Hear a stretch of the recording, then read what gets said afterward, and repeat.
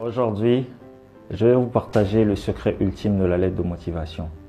À la fin de cette vidéo, tu sauras exactement c'est quoi une bonne lettre de motivation et tu vas comprendre énormément des choses. Tu vas te poser les bonnes questions. Quand je vais te partager ce secret, tu vas te poser des questions parce que c'est quelque chose de très simple. C'est quelque chose que tu connais déjà. Mais juste que tu vas te dire, mais pourquoi je ne le fais pas? Pourtant, c'est très logique. Et c'est le secret ultime d'une lettre de motivation. Généralement, on écrit des lettres, on n'a pas des bons retours, mais on ne se focalise pas sur les lettres qu'on écrit. Est-ce que ce sont des lettres de bonne qualité? Est-ce que le format est bon? Je ne vais pas trop m'attarder sur le format parce que le format, il est très simple. Par exemple, au Canada, si tu veux écrire une lettre de motivation, c'est très simple. À ta gauche, donc du côté gauche, si tu es devant la lettre, à ta gauche, tu vas mettre déjà le nom de la ville dans laquelle tu te trouves. Si tu es à Montréal, tu mets Montréal. Si tu es à Abidjan, tu écris Abidjan, tu mets une virgule, tu mets la date du jour où tu écris. Et ensuite, tu sautes quelques lignes, c'est-à-dire que tu laisses un espace, tu mets le nom de la personne à qui tu écris, donc nom et prénom de cette personne. Ensuite, tu mets son titre juste en bas. S'il est directeur des ressources humaines, tu mets directeur des ressources humaines. Tu mets le nom de son entreprise, tu mets l'adresse de son entreprise. Voilà ce que tu dois mettre dans l'entête de ta lettre. Et ensuite vient l'objet où tu mets la raison pour laquelle tu écris cette lettre de motivation. Donc si c'est candidature au poste, tu mets le poste. Et si ce poste a une référence parce que tu l'as trouvé sur une plateforme de recrutement, tu mets ensuite la référence du poste. Et ensuite on entre dans le corps du message. N'oubliez pas, peut-être que j'ai oublié, à la fin de la lettre de motivation, il faut que vous signez. Donc, comme c'est une lettre de motivation électronique, vous pouvez signer, vous faites un scan de votre signature ou une photo et le scan là de votre signature, vous allez la poser à chacune de vos lettres parce que vous allez mettre le nom, une petite adresse quand même d'où vous avez écrit votre lettre et vous mettez cette signature là dans chacune de vos lettres. N'oubliez jamais que la lettre de motivation n'est pas la même que vous envoyez à tous les employeurs. C'est là que je vais venir effectivement au secret que je vous ai promis. La première chose que vous devez savoir lorsque vous faites une lettre de motivation, c'est que le CV, vous le faites en parlant de vous. Retenez très bien ce que je dis là. Le CV, vous le faites en parlant uniquement de vous, vos prouesses, vos compétences, tout ce que vous avez. Par contre, la lettre de motivation, vous parlez de votre employeur. Le CV, vous parlez de vous. La lettre de motivation, vous parlez de votre employeur. Il faut que vous puissiez le démontrer que vous en savez énormément sur lui, sur les services, sur toutes les informations qu'il fournit, sur toutes ces choses. C'est même écrit.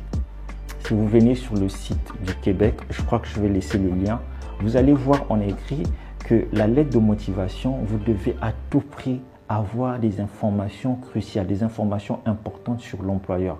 Il faut que l'employeur s'assure que vous avez fait des recherches importantes sur son entreprise. Donc du coup, plutôt que de répéter les choses que vous avez déjà eu à écrire dans le CV, il faut que au niveau de la lettre de motivation, que vous puissiez ressortir les qualités de l'entreprise. Si vous voulez insérer vos compétences dans la lettre de motivation, comment vous le faites? Si par exemple vous voulez dire que votre employeur, que vous avez un esprit d'équipe, vous l'avez déjà dit dans le CV, dans vos compétences. Vous n'allez pas encore venir au niveau de la lettre de motivation dire j'ai l'esprit d'équipe. Non, j'ai vu comment est-ce que votre entreprise développe une forte capacité ou un fort potentiel en ce qui concerne l'esprit d'équipe et j'aimerais m'intégrer en cela.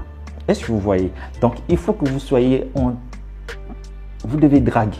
Voilà, vous devez draguer l'employeur, vous devez lui montrer quelles sont même ses dernières affaires. Si vous avez des informations sur lesquelles l'entreprise travaille, c'est ce qui fait vendre. Et ça, je vous dis, il y a une personne qui avait des difficultés dans ce domaine. Ce n'est pas une personne que moi j'accompagne, qu'une autre personnalité accompagne et qui avait des problèmes au niveau du CV de la lettre de motivation. Déjà sur le CV, il y a aussi des choses que vous faites qui ne se font pas. Comment est-ce que le nom sur votre CV peut être plus grand que le titre que vous occupez? C'est le titre qui est le plus important. Votre nom doit être moins. Donc, il y a des petits trucs comme ça.